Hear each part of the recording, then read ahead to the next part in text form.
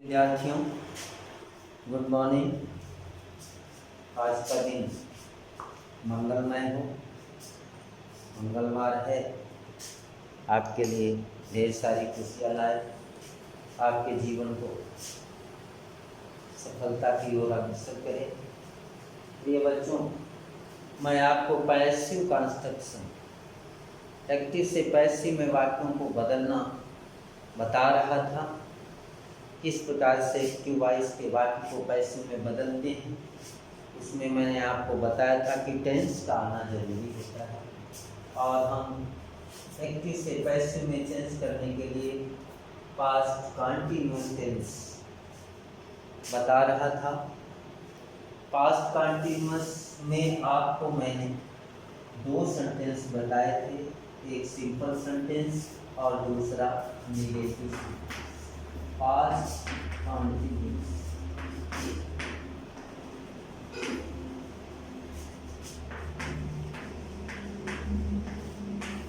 Past continuous tense, इसमें आपको मैंने नेगेटिव सेंटेंस बताया था।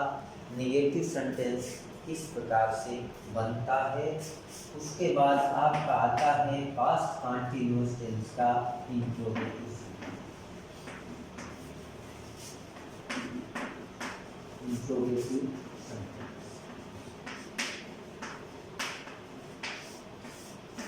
प्रश्नवाचक वाक्य किस प्रकार से बनाते हैं बच्चों, मैंने आपको पास्ट कंटिन्यूअस टेंस के एक्टिव वॉइस की पहचान बताई थी कि वाज वर्ब के साथ क्रिया में आईएनजी जुड़ी मिलेगी।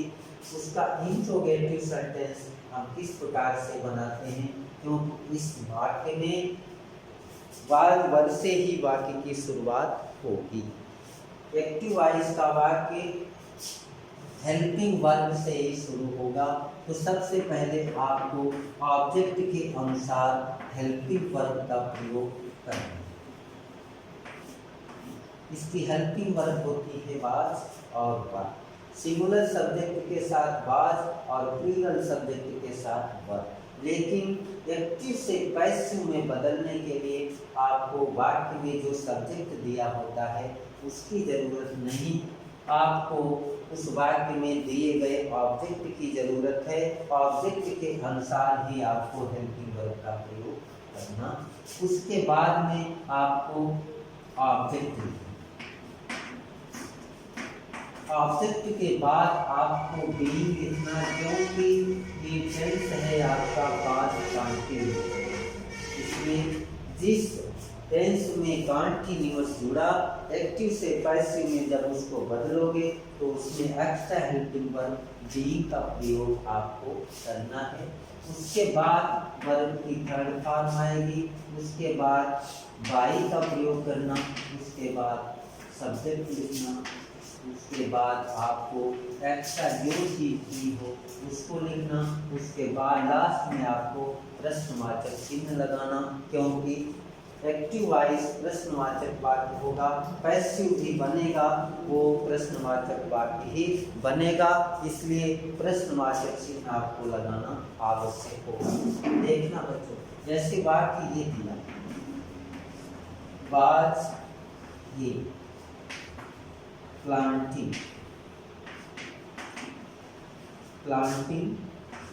the plants,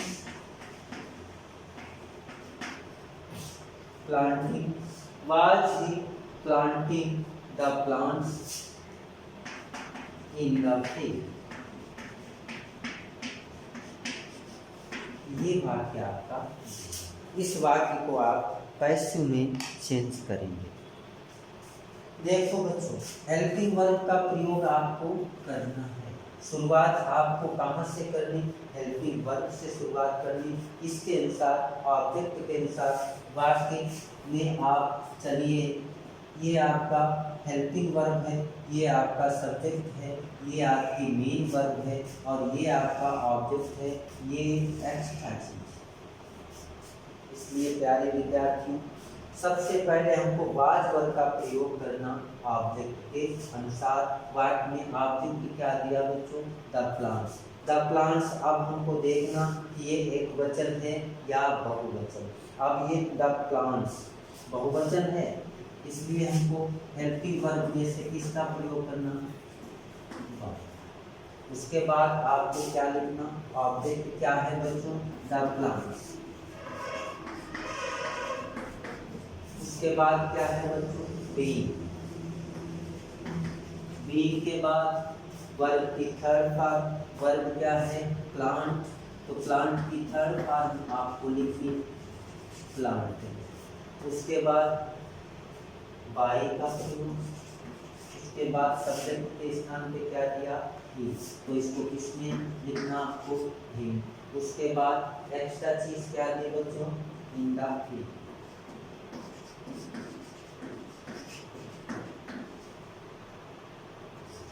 लास्ट में आपको क्वेश्चन मार्क लगाना। इस प्रकार से विद्यार्थियों ये एक्टिव वॉइस का वाक्य था, इसको हमने पैसिव में चेंज कर दिया। उसके बाद इसी क्रम में आपका ये तो हेल्पिंग वर्ब से वाक्य शुरू हुआ। अब जब कोई वाक्य किसी भी प्रश्नवाचक शब्द से शुरू होता है तब आपको क्या करना बच्चों, जो प्रश्नवाचक शब्द दिया हो उस WH वर्ड को लिख लो सबसे पहले। उसके बाद उस WH वर्ड के बाद आपको ऑब्जेक्ट के अनुसार हेल्पिंग वर्ब का प्रयोग करना। बाकी नियम आपका पूरा ऐसे का ऐसा ही रहेगा।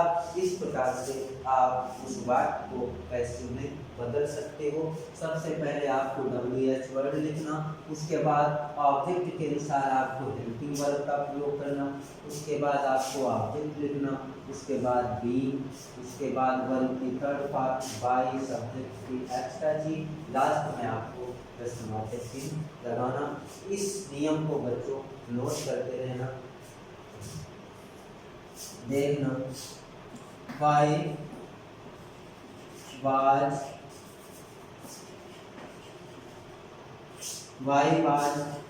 सीमा singing, why was Seema singing an old song in the evening.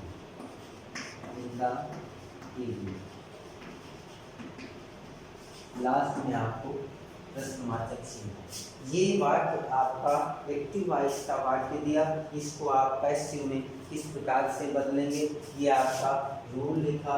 इसके आधार पे आप शब्दों को लिखते चले जाओ, आपका वाक्य बन जाएगा। ये WH वर्ड दिया, ये आपका WH वर्ड दिया, इसी WH वर्ड को आप लिख दो। उसके बाद हेल्पिंग वर्ब का प्रयोग करना, किसके अनुसार, ऑब्जेक्ट के अनुसार। ऑब्जेक्ट क्या है बच्चों इसमें, एन ओल्ड सॉन्ग। ये WH वर्ड दिया, ये हेल्पिंग वर्ब की सब्जेक्ट दिया, मेन वर्ब दी। मैंने आपको बताया कि मुख्य क्रिया के तुरंत बाद आपका ऑब्जेक्ट ही होता है, इसलिए मुख्य वर्ब को बच्चों ढूंढ लिया करो। मुख्य वर्ब के तुरंत बाद आपको लगभग ऑब्जेक्ट ही मिलेगा। ऑब्जेक्ट क्या है बच्चों, an old song. An old song के आधार पे आपको हेल्पिंग वर्ब का प्रयोग करना। एक पुराना गीत, एक पुराना गीत बहुवचन एक वचन है तो बच्चों वाज का प्रयोग करना। उसके बाद ऑब्जेक्ट लिखना, an old song, an old song. उसके बाद बीइंग का प्रयोग, उसके बाद की थर्ड फॉर्म, सीइंग की थर्ड फॉर्म सन। उसके बाद बाय का प्रयोग, उसके बाद सब्जेक्ट क्या दिया बच्चों, सीमा, बाय सीमा। उसके बाद एक्स्ट्रा इन द इवनिंग।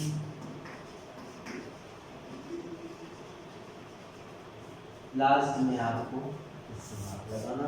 तो इस प्रकार से बच्चों ये आपका एक्टिव वॉइस का वाक्य था, ये आपका पैसिव वॉइस का वाक्य बन गया। तो इस प्रकार से एक्टिव वॉइस से पैसिव वॉइस में वाक्य को चेंज किया जाता है।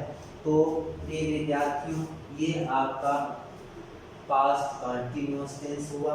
उसके बाद विद्यार्थियों आपका आता है past perfect tense. Past perfect tense की हेल्पिंग वर्ब क्या होती है विद्यार्थियों, हैड। क्या होती है past perfect tense. Past perfect tense. इसमें जो एक्टिव वॉइस का वाक्य सिंपल सेंटेंस की बात हम कर रहे हैं विद्यार्थियों। सिंपल सेंटेंस,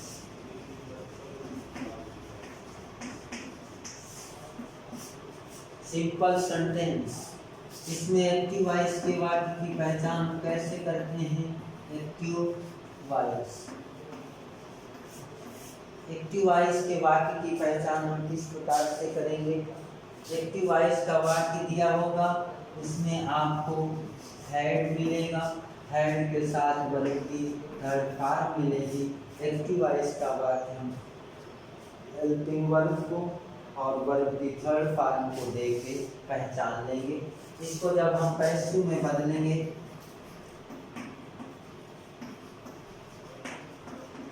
इसको जब हम पैसिव वॉइस में चेंज करेंगे तो विद्यार्थियों सबसे पहले वही नियम जो हम पहले सिंपल सेंटेंस में लिखवाए थे, सबसे पहले आपको किसका प्रयोग करना?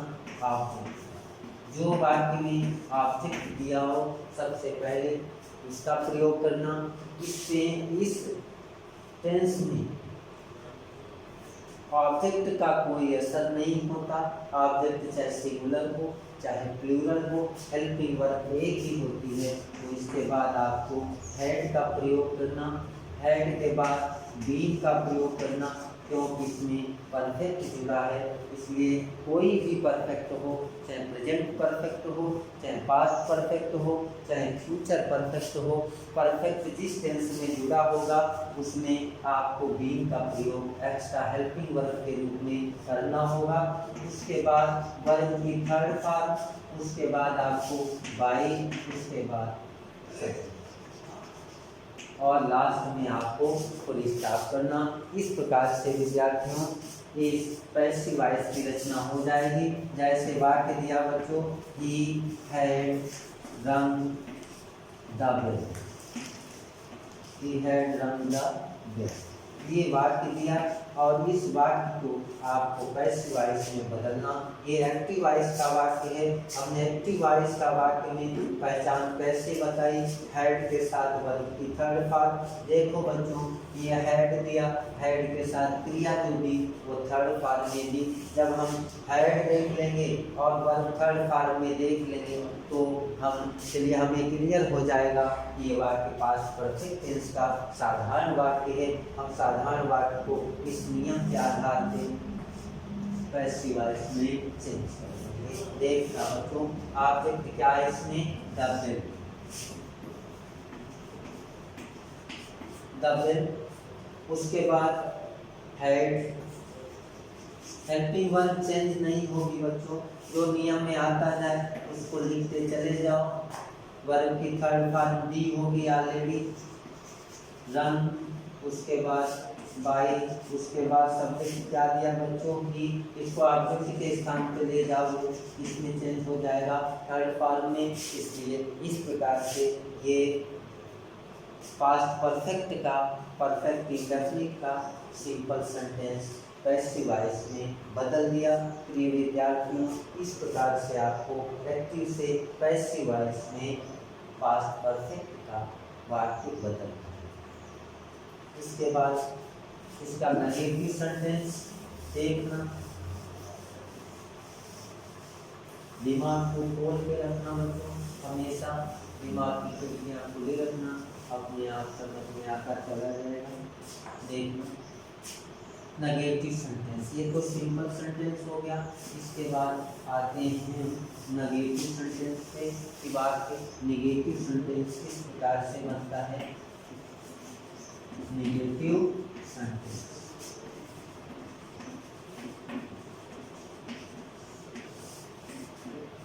नेगेटिव सेंटेंस में सबसे पहले आपको नियम में ऑब्जेक्ट ही लिखना है। ऑब्जेक्ट के बाद ऑब्जेक्ट के अनुसार हेल्पिंग वर्ब, टेंस के अनुसार हेल्पिंग वर्ब है।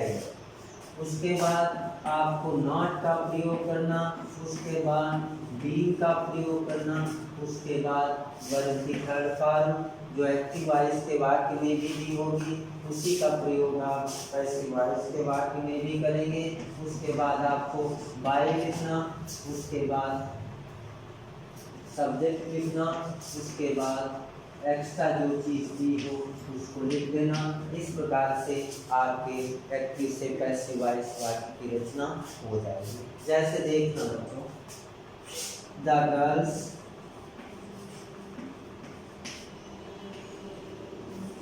had not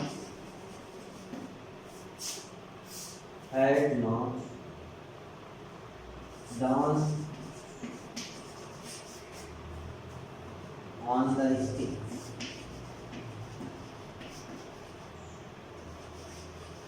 ये बात हो गया बच्चों। जब कोई भी एक्टिव वॉइस, किसी भी एक्टिव वॉइस के वाक्य में कोई भी प्रीपोजिशन दी हो, यहाँ इन दिया, प्रीपोजिशन को हमेशा वर्ब की थर्ड फॉर्म के बाद में लिखते हैं। देखना बच्चों, ये हो गया आपका सब्जेक्ट, ये हेल्पिंग वर्ब, ये नेगेटिव, ये मेन वर्ब, उसके बाद ये प्रीपोजिशन, ये आपका द स्टेज।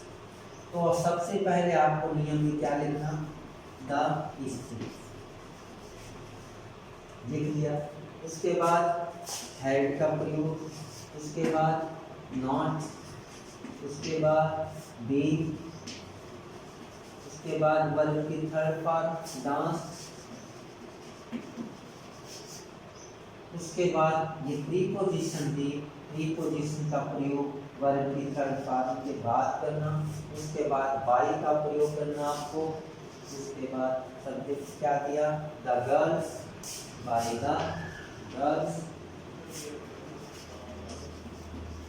ये आपका पैसिव वॉइस में वाक्य हो गया।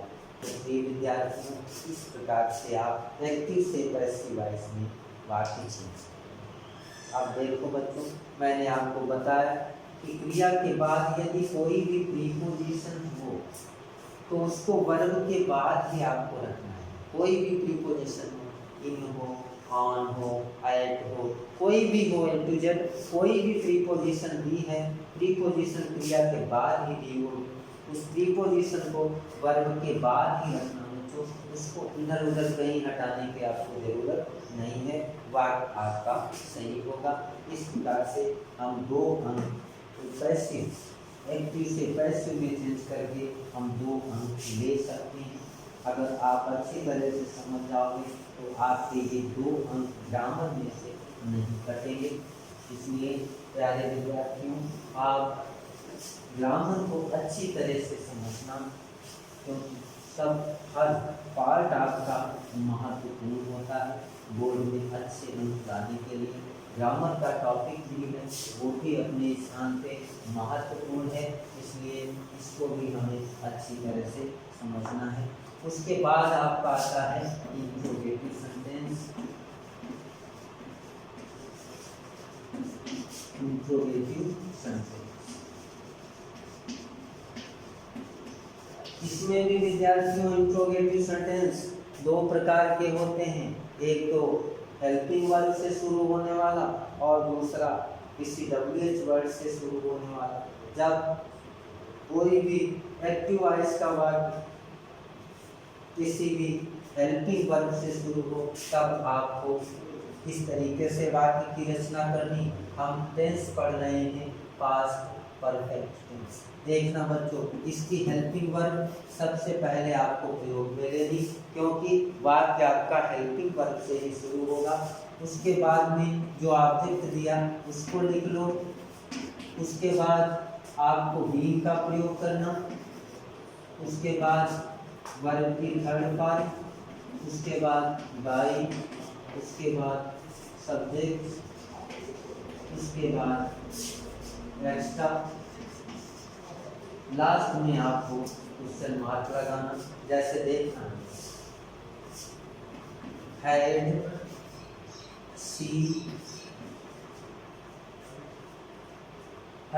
सी cooked food in the kitchen।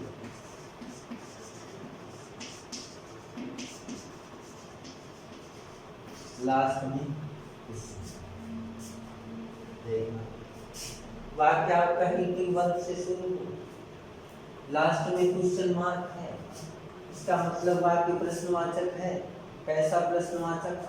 जब हिंदी में जब प्रश्नवाचक शब्द वाक्य के शुरू में, तब हमेशा उस वाक्य को जब अंग्रेजी में ट्रांसलेट करते हैं तब उसको हमेशा जिस टेंस का हो उस टेंस की हेल्पिंग वर्ब से शुरू करते हैं। ये वाक्य को हमने हेल्पिंग वर्ब से शुरू किया, हैड से शुरू किया।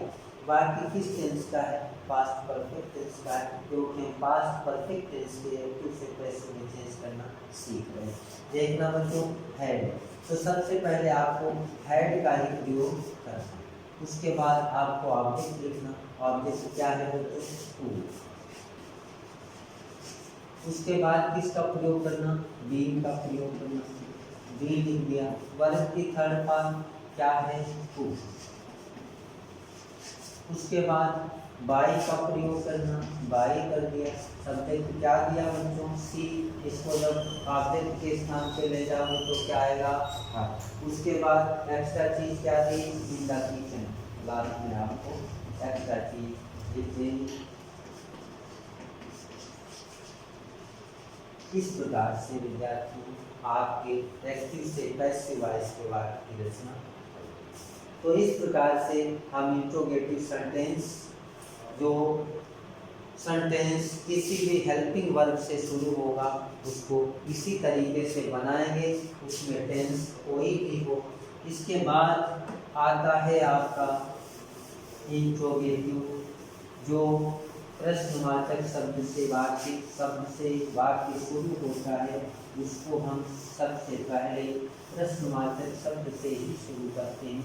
जैसे प्रश्नवाचक शब्द से शुरू होने वाला एक्टिव वॉइस का वाक्य हम इस नियम के आधार पे बताएंगे। तो प्रिय विद्यार्थियों, ये इंट्रोगेटिव सेंटेंस जो प्रश्नवाचक शब्द से शुरू होता है उसको हम कल की कक्षा में सीखेंगे। आज की कक्षा में बस इतना ही। नमस्कार, धन्यवाद।